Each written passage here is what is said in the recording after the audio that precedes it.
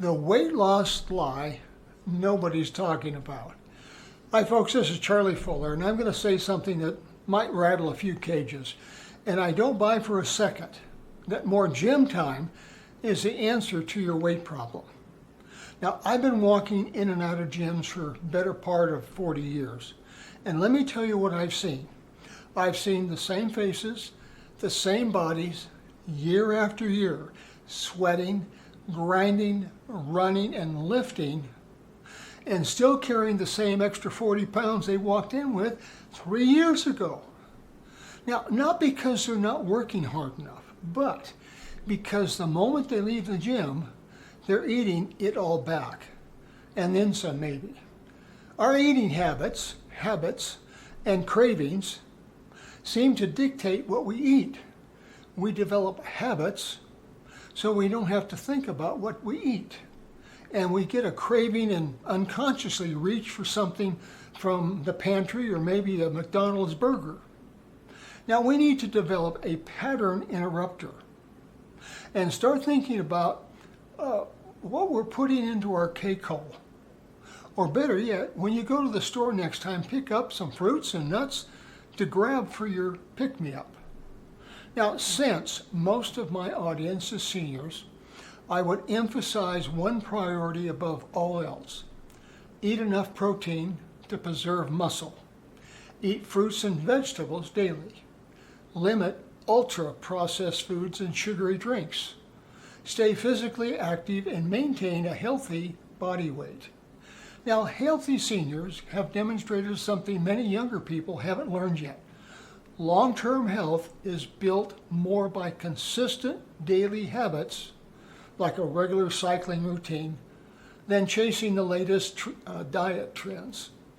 Now, the healthiest diets in the world tend to look surprisingly simple. Most whole foods, adequate protein, plenty of plants, and not too much of anything else. And also, stay tuned to the end, and I'm going to give you several apps that you can use to track your exercise and calories so you can meet your health goals more easily. Now, here's the thing. You cannot out-exercise a bad habit. Let me say that again. You cannot out-exercise a bad diet. I know that's not what the fitness industry wants to tell you, but the math doesn't lie. 1 hour on the treadmill might burn, 400 calories for the average person. One slice of cheesecake puts you right back where you were before you even towel off. Now, weight loss doesn't happen in the gym. It happens on the kitchen table. The gym preserves muscles, improves your heart, and sharpens your mind. And I'll tell you why that's still important in a moment. But the scale responds to what you put into your mouth. Always has and always will.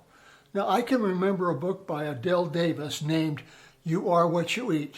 And let me just say, truer words were never spoken. Now, I know that some of you are thinking, Charlie, why bother with any of this when I can just go get a shot? The weight loss injection trend, Ozempic, the whole alphabet of GLP-1 drugs has taken hold of the country like nothing we've seen since the low-fat craze of the 80s nearly made mashed potatoes a controlled substance. And sure, ads are slick. And so the before and after photos are really compelling. But let me tell you what you're not getting, what they're not showing you. Muscle loss that accelerates the very age process you're trying to fight. Gastrointestinal damage. Bone density concerns nobody mentions until 2 years down the road. A rebound weight gain that's worse than when you started the moment you stopped the prescription. Now, we're doing irreparable harm to our bodies chasing a shortcut that flat out does not exist. Now, the road to a healthy weight runs through the refrigerator, not the pharmacy. So let's talk about what actually works for someone between 50 and 70. And I promise you, it's not that complicated. Your metabolic rate has slowed down. We know that. That's not a flaw. That's biology. A man in this age range roughly needs 1,800 to 2,200 calories a day to maintain weight. A woman between 1,600 and 1,900 calories. To lose about 1 pound a week safely and sustainably, you're going to want to be 300 to 500 calories under that number. Not starving, just eating better. Here's what a smart day looks like. Breakfast, 2 eggs, half a cup of oatmeal with blueberries, black coffee or green tea, around 350 calories. It's got high protein, high fiber, and those blueberries are nature's little inflammation fighters for your joints. All right, lunch. A large salad built on dark leafy greens like spinach with grilled salmon or chicken, avocado, tomatoes, olive oil, and lemon. That's around 450 calories. Your heart, your brain, and your waistline are all winning on that plate. Dinner. A palm-sized lean protein. Could be grilled fish, turkey, or legumes. Roasted vegetables. And a modest serving of sweet potatoes. That's going to be around 500 calories. And the sweet potato is not your enemy that the pile of buttered white bread was. Snacks. A small handful of nuts, Greek yogurt, no added sugar, an apple. Keep it under 200 calories total and make every snack earn its place.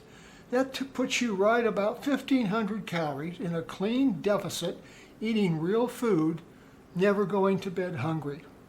Now, exercise. It's still part of the formula, and I didn't say it wasn't. I just said it isn't the whole answer. At 50 to 70, the goal shifts. You're not training for the Olympics. We're training for the next 20 years. 4 days a week of intentional movement is the target. 2 days of strength training, body weight or light resistance, squats, seated rows, wall push-ups, resistant bands for 20 to 30 minutes. Muscle is the engine that burns calories while you sleep. And after 50, we lose that faster than we'd like to admit. 2 days of low-impact cardio, a brisk 30-minute walk, a cycling session, swimming, water aerobics, nothing that batters your knees. We're not 30 anymore. Our joints have long memories. Now, on your other days, just move. Park further away. Take the stairs. Spend 20 minutes in the garden. The body doesn't distinguish between formal workout and simply being alive. Every minute of motion counts. Now here's the point. You don't need a needle. You don't need a miracle. You need to look honestly at what's going on your plate and make smarter choices and move your body the way it was designed to move. The apps I mentioned again are MyFitnessPal and Lose It. And they can be saved on your phone so they're always with you. Now the scale doesn't respond to what you wish you had eaten. It responds to what you actually put into your mouth. And the beautiful thing is you can choose what you eat every single day instead of grabbing anything to quench your hunger. Now it takes a little planning and execution. But you'll be healthier if you sit down each week and write out a list of things that you're going to be eating. Also, get familiar with the Mediterranean diet because it's full of healthy foods you should be eating. Now, share your stories in the comments. I read every one, and I appreciate you watching. This is Charlie Fuller, and I will see you on the road.